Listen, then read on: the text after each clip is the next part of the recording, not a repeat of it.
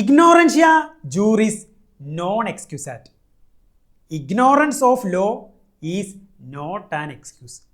നിയമം അറിയില്ല എന്ന് പറയുന്നത് ഒരിക്കലും ഒരു എക്സ്ക്യൂസ് ഇല്ല. അതായത് നിയമം അറിഞ്ഞിരിക്കേണ്ടതും പഠിച്ചിരിക്കേണ്ടതും നമ്മുടെ ഓരോരുത്തരുടെയും കടമയാണ്. നിയമം അറിയാനും നിയമം പഠിക്കാനും എൻ്റെ ചാനലിലേക്ക് വന്ന ഓരോരുത്തർക്കും സ്വാഗതം.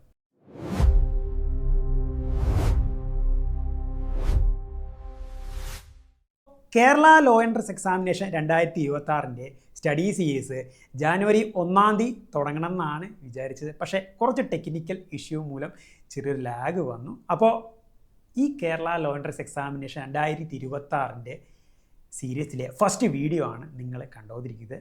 അപ്പോൾ 2024 നമ്മൾ ഈ സീരീസ് ലോഞ്ച് ചെയ്തു. അത് വൻ വിജയമായി. 2025 അതിൻ്റെ സെക്കൻഡ് എഡിഷനും നടത്തി.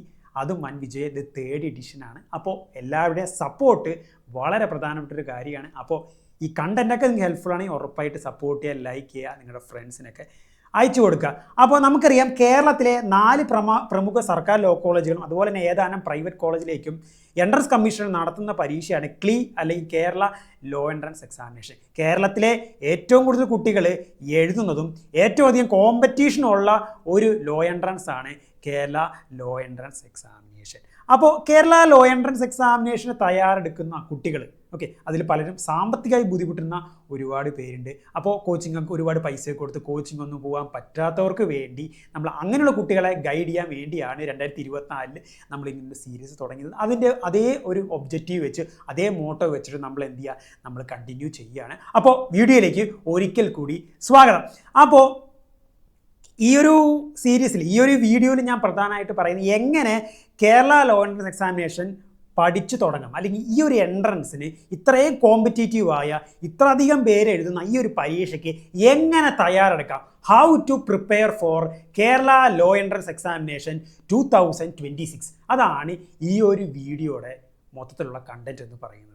അപ്പോൾ എങ്ങനെ പ്രിപ്പയർ ചെയ്ത് തുടങ്ങണം അല്ലെങ്കിൽ എങ്ങനെ നിങ്ങൾ തുടങ്ങണം എന്ന് പറയുന്നതിന് മുന്നേ 3 പ്രധാനപ്പെട്ട കാര്യങ്ങൾ ഞാൻ പറഞ്ഞു വയ്ക്കുകയാണ്. ഒന്നാമത്തെ കാര്യം, ഈ ഒരു പരീക്ഷ എന്ന് പറയുന്നത് ഒരു പ്രവേശന പരീക്ഷയാണ് അല്ലെങ്കിൽ ഒരു കോമ്പറ്റീറ്റീവ് എക്സാമാണ്. എന്താണ് കോമ്പറ്റീറ്റീവ് എക്സാം? വളരെ കുറച്ച് സീറ്റുകളിലേക്ക് ഒരുപാട് പേര് എഴുതുന്നു. അതിൽ നിന്ന് കുറച്ചു പേരെ ഫിൽട്ടർ ചെയ്തെടുത്ത് ഉള്ള സീറ്റിലേക്ക് അവർ എന്ത് ചെയ്യുന്നു, അക്കോമഡേറ്റ് ചെയ്യുന്നു. So it is a competitive exam, പ്രവേശന പരീക്ഷ. നമ്മുടെ +2 പരീക്ഷയോ ഡിഗ്രി പരീക്ഷയോ പോലെയുള്ള ഒരു പരീക്ഷയല്ല. So different style of study. നിങ്ങൾക്ക് ഇതുവരെ പരിചയിച്ചില്ലാത്ത, നിങ്ങൾക്ക് ഇതുവരെ ചെയ്യത്തില്ലാത്ത ഡിഗ്രിക്കാർ പിന്നെയും കുറച്ചൊരു PSCക്കൊക്കെ പ്രിപ്പയർ ചെയ്യുന്നവരുണ്ടോ. +2കാർ ചിലപ്പോൾ ചെയ്തിട്ടുണ്ടാവില്ല. അപ്പോൾ പ്രവേശന പരീക്ഷയ്ക്ക് അതിൻ്റേതായ ഒരു രീതിയിൽ എന്ത് ചെയ്യണം, പഠിക്കണം. എന്നാൽ മാത്രമാണ് നമുക്ക് എന്ത് ചെയ്യാൻ പറ്റുള്ളൂ, റിസൾട്ട് കിട്ടുള്ളൂ. പാസ്സായാൽ മാത്രം പോരാ. +2 ഡിഗ്രിയോ പോലെ പാസ്സായാൽ മാത്രം പോരാ, പാസ്സാവുകയും വേണം, ഒപ്പം ഏറ്റവും ഉയർന്ന ഒരു ലെവലിലേക്ക് എത്തുകയും വേണം. So there is competition. ഇനി രണ്ടാമത്തെ പ്രധാന കാര്യം എന്ന് പറയുന്നത് ദ ലെവൽ ഓഫ് കോമ്പറ്റീഷൻ. ഈ ഒരു എക്സാമിൻ്റെ കോമ്പറ്റീഷൻ ഞാൻ പറഞ്ഞു, കേരളത്തിലെ ഏറ്റവും കൂടുതൽ പേര് എഴുതുന്ന ഒരു പരീക്ഷയാണ് കേരള ലോ എൻട്രൻസ് എക്സാമിനേഷൻ. അപ്പോൾ ഈ ഒരു ലെവൽ ഓഫ് കോമ്പറ്റീഷൻ നിങ്ങൾക്ക് മനസ്സിലാക്കുന്ന ഒരു എക്സാമ്പിൾ ഞാൻ പറഞ്ഞുതരാം. കഴിഞ്ഞ വർഷം 5 ഇയറിൽ 109ാമത് റാങ്ക് കിടക്കുന്ന വ്യക്തിയുടെ മാർക്ക് എന്ന് പറയുന്നത് 249. 109ാമത് കിടക്കുന്ന ആളുടെ മാർക്ക് എന്ന് പറയുന്നത് 249. ഇനി 125ാമത് റാങ്ക് കിടക്കുന്ന ആളുടെ മാർക്ക് എന്ന് പറയുന്നത് 246.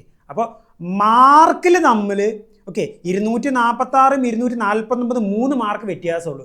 പക്ഷേ ഏകദേശം 16 റാങ്കിൻ്റെ വ്യത്യാസമുണ്ട്. So that is the level of competition.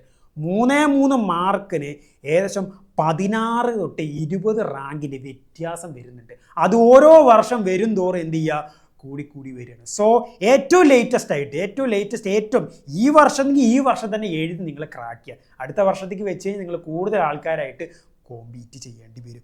പിന്നെ മൂന്നാമത്തെ പ്രധാനപ്പെട്ട നമ്പർ ഓഫ് സീറ്റ്സ്. എപ്പോഴും എയിം ഫോർ ദ ടോപ്പ്. ഒരിക്കലും മിനിമൽ ആയിരിക്കണം. നമ്മൾ എപ്പോഴും ടോപ്പ് എയിം ചെയ്യണം.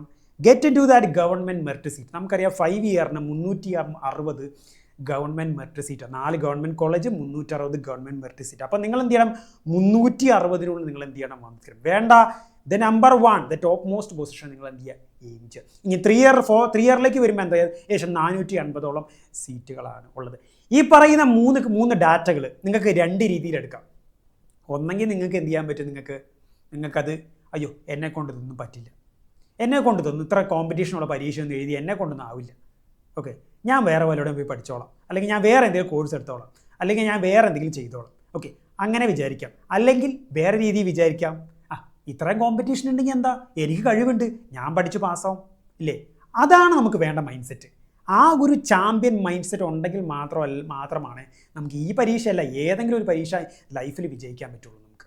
Okay, that champion mind set എത്ര പേരുണ്ടായിക്കോട്ടെ, എത്ര ആൾക്കാണ്, നമ്മൾ നമ്മുടെ കഴിവിൽ ട്രസ്റ്റ് ചെയ്യുക. ഓക്കെ, എനിക്ക് കഴിവുണ്ട്, ഞാൻ എഴുതി പാസ്സാവും, എത്ര അധികം പേരുണ്ടെങ്കിലും ഞാൻ എന്ത് ചെയ്യും, ഞാനത് ക്രാക്ക് ചെയ്തെടുക്കും.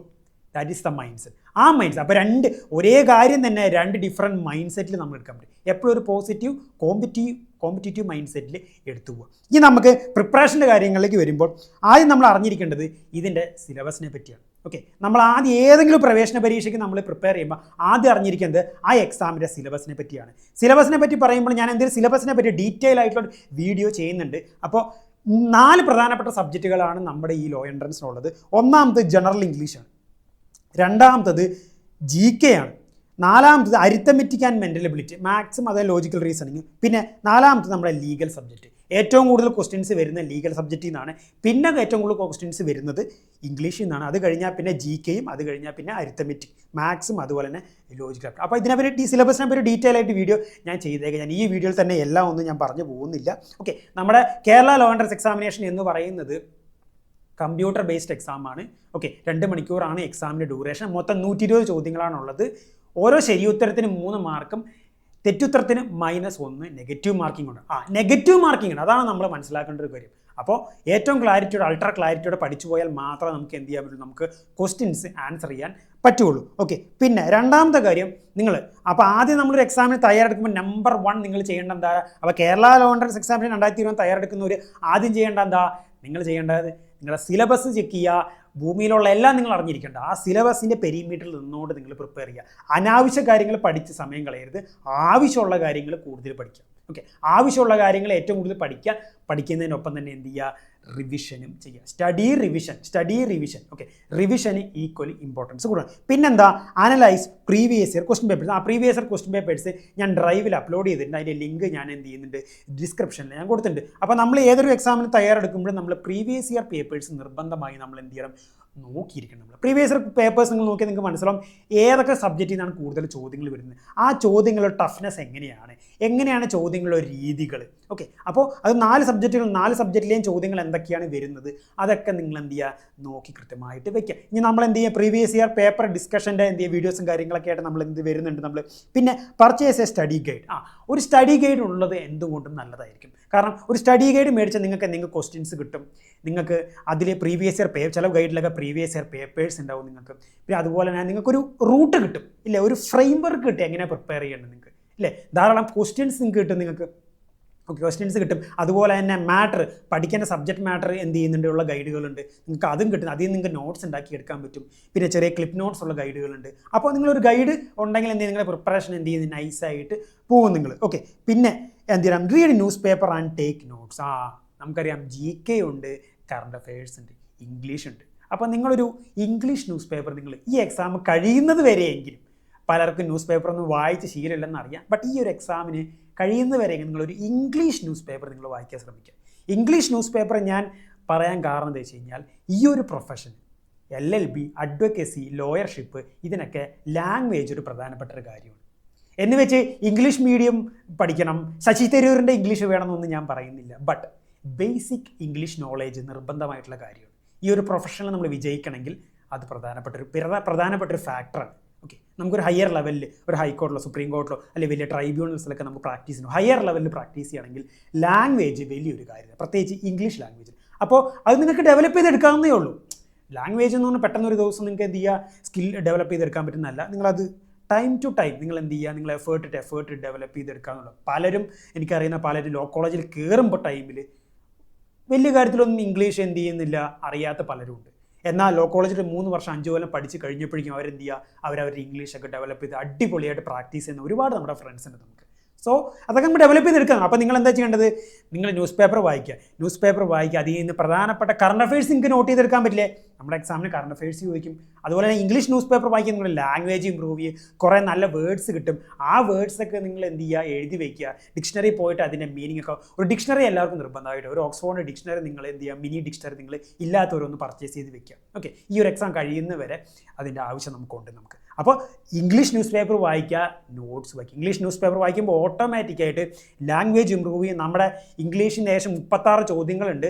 അതിൽ പാസേജ് ക്വസ്റ്റ്യൻ ഉണ്ട്, ഒരു സ്റ്റോറി തന്ന് അതിൽ നിന്ന് അങ്ങനത്തെ ചോദ്യങ്ങളുണ്ട്, കറക്റ്റ് സ്പെല്ലിംഗ് ചോദ്യങ്ങളുണ്ട്. ഓക്കെ, പ്രീവിയസ് ഇയർ പേപ്പർ എടുത്ത് നോക്കി നിങ്ങൾക്ക് കാണാൻ പറ്റും. നിങ്ങൾക്ക് അത് ക്രാക്ക് ചെയ്യണമെങ്കിൽ നിങ്ങൾ എന്ത് ചെയ്യണം, നല്ല റീഡിങ് നിങ്ങൾക്ക് വേണം. അപ്പോൾ റീഡ് ചെയ്യുക, പ്രത്യേകിച്ച് ഒരു ഇംഗ്ലീഷ് ന്യൂസ് പേപ്പർ റീഡ് ചെയ്യുക. പിന്നെ എന്താ, പ്രിപ്പയർ ആയ ടൈം ടേബിൾ. ഞാൻ പറഞ്ഞില്ലേ, ഫോക്കസ്ഡ് സ്റ്റഡി ഉണ്ടെങ്കിൽ മാത്രമാണ് ഇങ്ങനൊരു പരീക്ഷ ക്രാക്ക് ചെയ്യാൻ പറ്റുള്ളൂ. അപ്പോൾ നിങ്ങൾ എന്ത് ചെയ്യണം, ഫോക്കസ് ചെയ്ത് നിങ്ങൾ എന്ത് ചെയ്യുക, നിങ്ങൾ പഠിച്ചു പോകുക. അതിനൊരു ടൈം ടേബിൾ നിർബന്ധം. ഒരു ടൈം ടേബിൾ കയറ്റിയാൽ ഡെയിലി ഇത്ര സമയം വെച്ച് ഓരോ സബ്ജക്റ്റിനെ എന്ത് ചെയ്യുക, ഡിവൈഡ് ചെയ്ത് കൊടുക്കുക.